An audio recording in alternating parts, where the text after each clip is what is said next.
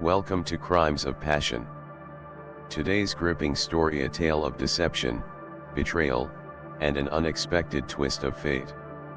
A best-selling author finds herself in a nightmare, but what her attackers don't realize is that they have picked the wrong woman to cross. This is the story of Tessa Thorne, a woman who turned from victim to predator, delivering a revenge so cold, it would leave even the darkest minds trembling.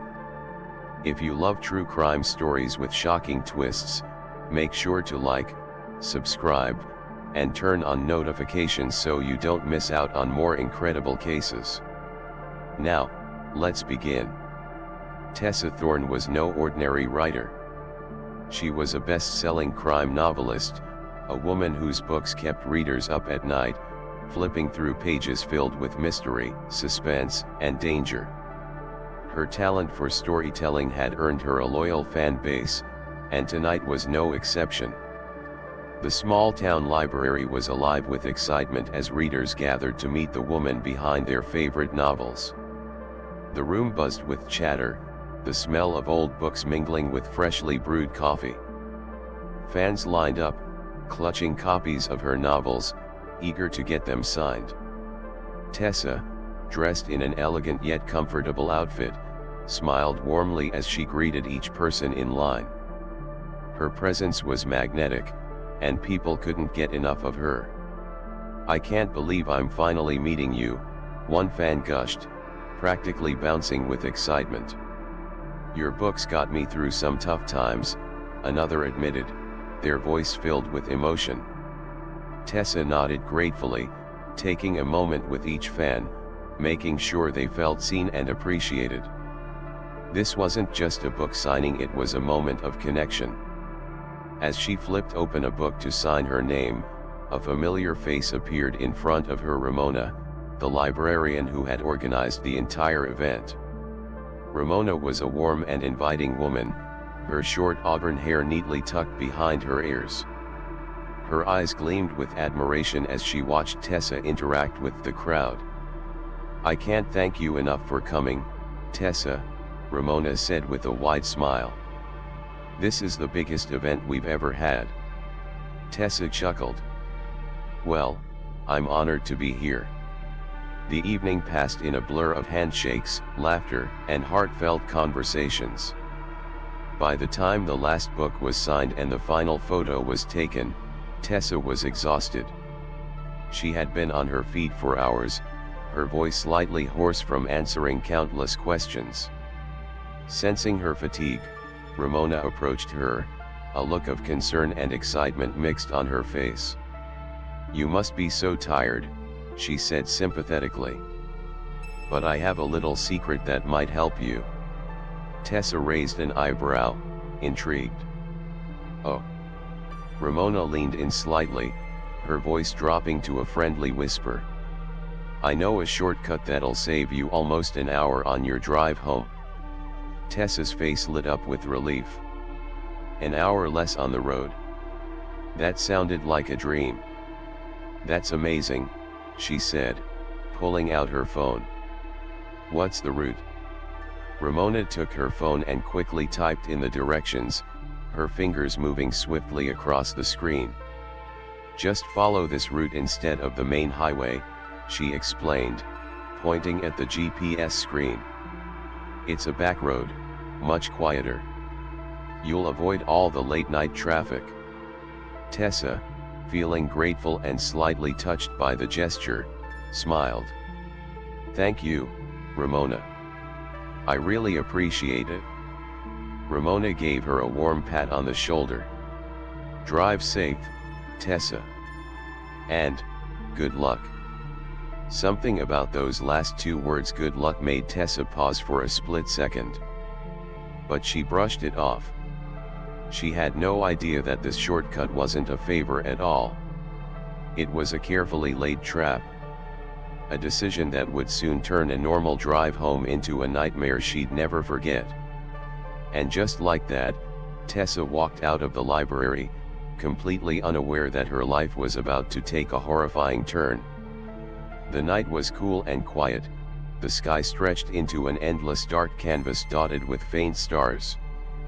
The glow of Tessa's headlights illuminated the empty road ahead as she followed the route Ramona had given her. She sighed, rolling her shoulders to release some of the tension that had built up during the long day. This shortcut was actually nice. No traffic, no city noise, just an open road winding through the quiet countryside. For a moment, she almost felt at peace. But then, bang! A sudden, violent jolt rocked the car. The steering wheel jerked in her hands as the vehicle lurched to one side, forcing her to slam on the brakes. The sound of rubber grinding against the pavement sent a sharp chill through her spine. Heart pounding, she threw the car into park and sat for a second, trying to calm the racing thoughts in her head. What just happened? She exhaled slowly, her fingers gripping the wheel tightly before finally forcing herself to step outside. The crisp night air hit her as she rounded the front of the vehicle.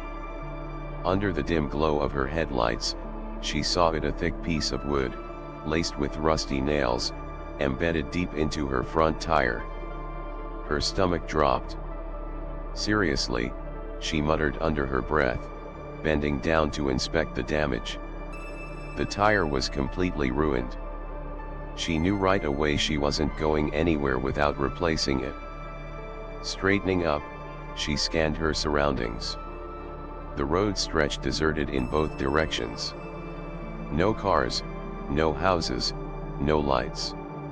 Just a long, dark road with tall trees pressing in on either side like silent watchers. She pulled out her phone, hoping for a signal. Nothing. A wave of frustration rippled through her. Great. No signal. No help. She took a deep breath, trying to shake off the uneasy feeling creeping up her spine. She had changed a tire before she could do this. Just as she turned to open the trunk, a flicker of light appeared in the distance. Headlights. Her heart skipped a beat. A vehicle was approaching. A large truck. As it slowed down and pulled up beside her, she felt both relief and hesitation. The driver rolled down his window. A man, big and broad-shouldered, leaned out, his expression friendly and relaxed. He looked to be in his late 30s, his face slightly rugged with a 5 o'clock shadow. "Need some help, ma'am?" he called out. Tessa hesitated. She didn't usually trust strangers. But out here, alone, with no way to call for help, what choice did she have? "Yeah, actually. My tire's blown. I could really use a hand." The man nodded and stepped out of the truck. "No problem. Name's Lester." Lester crouched beside the tire, inspecting the damage. "Yeah, that's a nasty one. You probably ran over something sharp. Good thing I came along." Tessa forced a smile, trying to ignore the uneasy feeling gnawing at her gut. She stepped back, giving him space to work. As she did, her eyes flicked to his truck. Something inside made her freeze. In the dim light, she could make out a pile of wooden spikes exactly like the one that had shredded her tire stacked neatly in the back of his truck. A cold chill spread through her body. Her breathing hitched. Her hands began to tremble. This wasn't an accident. It was a setup. He did this. Her pulse thundered in her ears as panic took hold. Her mind raced. What do I do? Should she run? Should she pretend she hadn't seen anything? Before she could react, everything went black. A sharp throbbing pain pulsed through Tessa's head as she slowly drifted back to consciousness. Her eyelids felt heavy, her body sluggish and weak. The air around her was thick with the scent of damp wood and old metal, a sharp contrast to the fresh night air she had breathed just moments before. She tried to move, but her muscles screamed in agony. Every part of her body felt like it had been crushed under something heavy. Where am I? Blinking against the dim light, she struggled to make sense of her surroundings. The hard, cold surface beneath her told her she wasn't in her car, nor was she in any place remotely familiar. Her stomach twisted with fear. As her vision cleared, her worst suspicions were confirmed. She was not alone. Two men stood nearby, partially illuminated by a single flickering bulb. Lester, the man who had helped her, and another figure, his brother. The resemblance was undeniable. Same broad shoulders. Same cruel smirk. Same predatory gaze. They were whispering, exchanging amused glances as if she were nothing more than an object, a toy left broken on the floor. Tessa's breathing became shallow. Every instinct in her body screamed danger. Then she saw it, the old, rusted chains scattered on the ground nearby, the blood stains smeared across the walls. She wasn't the first person to be here. And if she didn't get out, she wouldn't be the last. Her mind raced. How long had she been unconscious? Her hands were free, a small miracle. But her legs were weak, her body trembling with exhaustion and pain. You have to move, she told herself. You have to get out. But she couldn't afford to be reckless. If they noticed she was awake, they would. She didn't want to think about it. For now, she had one advantage: they weren't watching her. She had to act fast. The brothers turned their backs for a brief moment, still talking, laughing quietly about something. Tessa saw her chance. Summoning every ounce of strength, she gritted her teeth and bolted. Her legs screamed in protest, her body nearly collapsing under her own weight, but she pushed forward. The world around her became a blur: shadows, flickering light, the rough texture of the floor beneath her feet. None of it mattered. Only one thing mattered: running. A furious shout erupted behind her. Heavy footsteps pounded against the floor as they realized she was escaping. But Tessa didn't look back. She sprinted toward the exit, the cold night air calling to her like salvation. Her bare feet hit the ground outside, the gravel slicing into her skin, but she barely felt the pain. All she could hear was the sound of her own ragged breathing and the frantic pounding of her heart. Run. Keep running. Don't stop. The road stretched endlessly before her, a long strip of darkness flanked by towering trees. The brothers weren't far behind. She could still hear their voices, their curses, their threats. She forced herself to go faster, her lungs burning. The night was freezing, but sweat drenched her body. Her dress, once elegant and neat, was now torn and clinging to her like a second skin. She could barely see where she was going. But she didn't care. She had no choice. She had to get away. Just as her legs began to falter, she saw it, a dim light flickering in the distance. A small roadside shop. A beacon of life. Hope surged through her, giving her one final burst of energy. She stumbled toward it, every breath a painful gasp. The moment she reached the door, she collapsed against it, using every last bit of strength she had left to push it open. A small bell jingled as she stepped inside. The warmth of the room hit her immediately. The air smelled of coffee and old newspapers. Fluorescent lights buzzed softly overhead. An old man stood behind the counter, watching her with wide, concerned eyes. She must have looked like a ghost, her hair a tangled mess, her clothes dirty and torn, her skin covered in cuts and bruises. But she didn't care how she looked. She was safe. Or at least, safer than before. She rushed to the counter, grabbing the store's landline phone. Her fingers shook as she dialed. The ringing felt endless. then voicemail. She tried again. No answer. Panic gripped her chest. She hung up and dialed another number. Still, no answer. Her hands trembled as she set the phone down. What now? She had escaped. But she wasn't free yet. She needed to get home. She needed to be safe. Tessa slammed the door shut behind her, twisting the deadbolt with shaking hands. For the first time since her nightmare began, she felt a sliver of safety. Her house was quiet. Too quiet.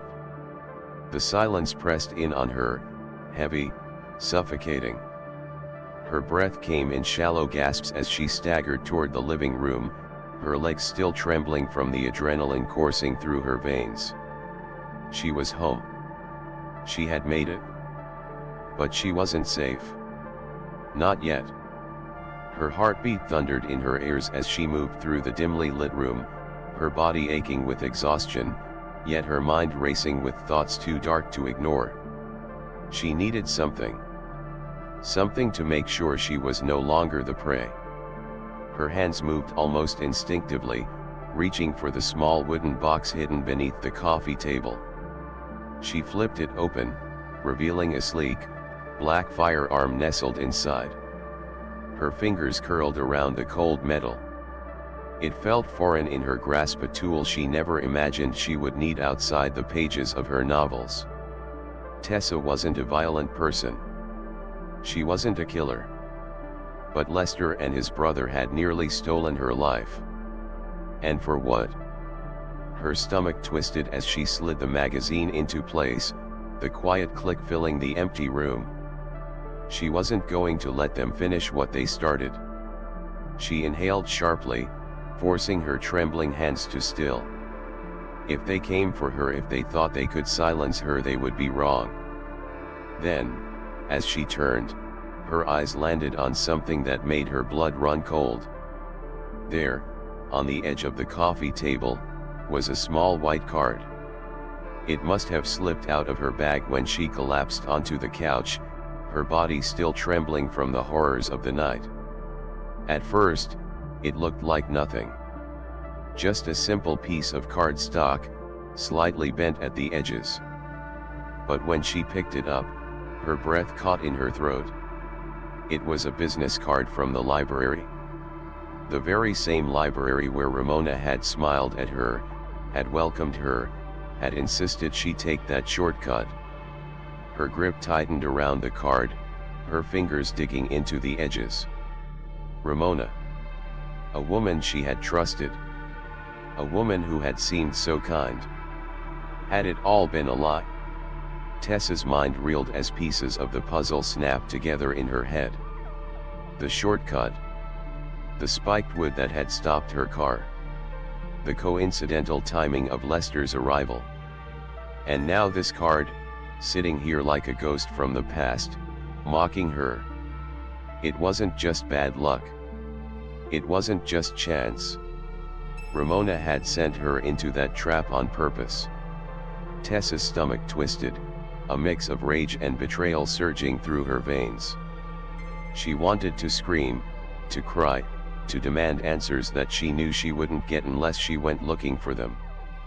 Her fingers curled around the firearm in her lap, a newfound determination settling into her bones. She had spent years writing about justice, about survival, about strength. But this time, she wasn't writing a story. She was living one. And she was going to find out the truth. Tessa's footsteps echoed through the empty streets as she approached Ramona's house. The cold night air bit at her skin, but she barely felt it. Her mind was fixed on one thing: getting answers. The librarian's cozy house stood at the edge of town, nestled beneath the shadow of tall oak trees. From the outside, it looked warm, inviting, safe. But Tessa knew better now. She raised a shaking fist and knocked. 3 sharp raps against the wooden door. Seconds stretched into eternity before she heard footsteps inside. Then, The door creaked open, revealing Ramona. The moment their eyes met, Ramona's face drained of all color. Her once kind eyes were now wide with fear, darting to the gun gripped tightly in Tessa's hand. Ramona took a staggered step back, her breath hitching in her throat. She hadn't expected to see Tessa alive. Tessa's voice was calm but ice cold. "You sent me to them." Ramona opened her mouth, a dozen excuses forming, but nothing came out. She knew there was no talking her way out of this. Still, she tried. "Tessa, listen, it's not what you think," she stammered, her hands shaking as she raised them in surrender. I had no choice." Tessa's jaw tightened. "No choice?" Ramona had smiled at her, had handed her that shortcut like a gift, knowing exactly what was waiting for her on that road. "You led me straight to them," Tessa continued, her voice like a blade cutting through the tense air. "Did you think I wouldn't figure it out?" Ramona visibly shrank, her body pressing against the door frame as if she could disappear into it. "Please, Tessa. You have to understand." But Tessa wasn't interested in excuses. She raised the gun. Ramona's breath hitched. Her lips trembled as she clutched her chest, pleading now. "I swear, I didn't want to do it. Lester, he made me. You don't know what he's capable of." Tessa's grip on the gun tightened. She knew exactly what he was capable of. But before she could pull the trigger, Ramona lunged. The world blurred into chaos. Ramona slammed into Tessa, knocking them both inside the house. Tessa's back hit the wooden floor with a painful thud, the gun skidding out of her grasp. Ramona was fighting for her life now. She clawed at Tessa, her nails raking across her arms, trying to wrestle control of the situation. But Tessa had fought harder battles. She twisted, flipping them over, pinning Ramona beneath her. The librarian thrashed and kicked, her breath coming in short, panicked gasps. Her hands scrabbled at the floor, reaching for anything to use as a weapon. That's when Tessa saw it. A glint of silver. A knife small, sharp lay within Ramona's reach. Without thinking, Tessa lunged forward, her hands closing over the weapon first. For a split second, time froze. Then, bang! The gunshot shattered the silence. Ramona's body jerked, her eyes going wide with shock. Her lips parted as if to speak, but no sound came out. A moment later, she collapsed, motionless. Tessa stared at the lifeless body beneath her, her breath coming in ragged, uneven gasps. Her hands trembled violently as she wiped the sweat from her forehead, her fingers smearing against the blood splattered across her skin. Her heart pounded in her chest like a drumbeat of disbelief. She had done it. She had pulled the trigger. But she wasn't done yet. She forced herself to stand, her legs still shaking from the fight. Her gaze drifted to the mess around her, the overturned furniture, the shattered picture frames, Ramona's body lying limp on the floor. It should have felt like justice. But there was still one more name on her list. And this time, she wouldn't stop until Lester paid the price. The road leading to Lester's hideout was long and desolate, cutting through the dense, shadowy forest like a scar. Tessa gripped the steering wheel tightly, her knuckles white. The engine hummed beneath her, steady, determined just like her. She had no doubt this was the right place. Ramona's emails had led her here to a crumbling, isolated building tucked deep in the woods, far from prying eyes. It had once been a workshop, maybe even a farmhouse, but now it was nothing more than a predator's lair. A place where nightmares became real. Tessa killed the engine, sitting in silence for a moment. Her heartbeat was steady now, the initial fear replaced by something sharper. Purpose. She took a breath. Then she moved. The door creaked as she pushed it open, revealing the darkness inside. The air was stale, thick with the scent of rust, damp wood, and something else, something rotten. Then she saw them. The walls. Dozens of photographs, women, some smiling, some in states too horrifying to describe. A grotesque collection, pinned up like trophies. Tessa felt bile rise in her throat, but she forced it down. Her hands curled into fists. She wasn't here to grieve. She was here to finish this. Then a noise. Footsteps. Slow. Deliberate. Confident. She turned. And there he was.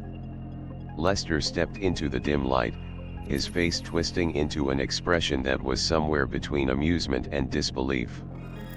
For the first time since she met him, he looked truly shocked. Then he smiled, that same sick, twisted grin. "Didn't think I'd see you again," he said, his voice dripping with mockery. "Guess I didn't hit you hard enough." Tessa took a slow step forward, tilting her head slightly. Her lips curled into a cold, knowing smile. "Surprise." Lester laughed. A slow, deep chuckle as he ran his tongue over his teeth. "You think you're gonna do something, sweetheart? You think you're the one in control here?" Tessa didn't answer. She just raised the gun. The smirk disappeared from Lester's face. His eyes flicked to the weapon, assessing. Then he lunged. Tessa fired. The gunshot ripped through the silence, slamming into his shoulder. He staggered back, his face contorted in pain, but he didn't go down. Tessa fired again. The second shot hit his side, sending him crashing against the wall. For a moment, the world paused. Lester breathed heavily, clutching his wounds. But he refused to fall. His eyes locked onto hers, dark and filled with fury. Then he moved. Fast. Tessa barely had time to react before he was on her, knocking the gun from her hands. The impact sent her stumbling backward, pain exploding in her ribs as she hit the floor. Lester pounced, his hands reaching for her throat. Tessa kicked upward, catching him in the knee. He let out a sharp snarl, momentarily thrown off balance. She didn't hesitate. Her hands scrambled against the floor, searching, finding the wooden plank. Her fingers wrapped around it, laced with nails. With every ounce of strength she had left, she swung. The impact was sickening. The nails ripped into Lester's skin, sinking deep into his face, his neck. He screamed, staggering backward, his hands flying to the wounds, blood dripping between his fingers. But Tessa wasn't done. She swung again. And again. Each strike was filled with every ounce of pain, of fear, of rage she had held inside. Lester collapsed, writhing in pain. The man who had once been the hunter, the predator, was now nothing more than prey. Tessa stood over him, her breath ragged, her hands trembling. No mercy in her eyes. Only justice. She knelt beside him, leaning in close. Her voice was barely a whisper. "This is the part where the villain dies."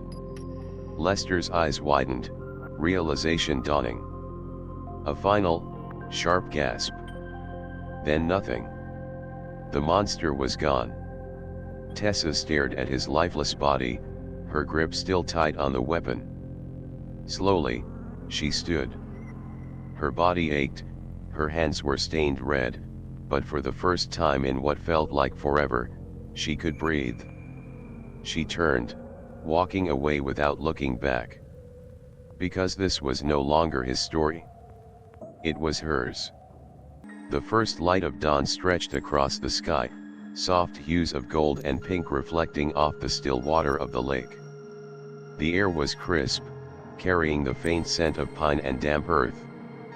A gentle mist clung to the surface, as if the world itself was caught in a moment of quiet reflection. Tessa stood at the water's edge, her bare feet sinking into the cool, wet soil. She watched her reflection ripple across the surface, a woman transformed. Her face was bruised, her lips slightly parted as she took in the stranger staring back at her. The woman in the water was not the same person who had driven down that shortcut. That woman had been naive. That woman had trusted too easily. That woman had believed in the goodness of strangers. That woman was gone. Now, she wasn't just an author who wrote about survival and revenge, she had lived it. Her mind drifted back to the night before. The fear. The pain. The blood. She had seen the darkness in men's hearts. Had felt it crush down on her, try to break her, try to erase her. But she had fought back. And she had won. The wind whispered through the trees, rustling the leaves like the turning pages of a book. Tessa closed her eyes, feeling the weight of it all settle into her bones. For years, she had created characters who fought their demons, who found strength when they had nothing left. Now she understood them in a way she never had before. She had played the role of victim, of prey, of survivor, and now, of executioner. The blood on her hands wasn't ink. It was real. She had written her own ending. One that didn't leave her in the hands of monsters. One that didn't let them win. Her story hadn't ended in tragedy. It had ended on her terms. A car approached in the distance, its tires crunching against the gravel road. Tessa didn't flinch. Didn't hide. She simply turned and walked away from the water, her steps steady, her breath even. She had spent her life telling other people's stories. Now, for the first time, she was ready to live her own. And no one would ever write her fate again. Some say that fate chooses the strongest to endure the harshest trials. But sometimes, the strongest people aren't the ones fate chooses, they're the ones who rewrite the rules and take back their power. Tessa Thorne wasn't a victim. She wasn't just a survivor.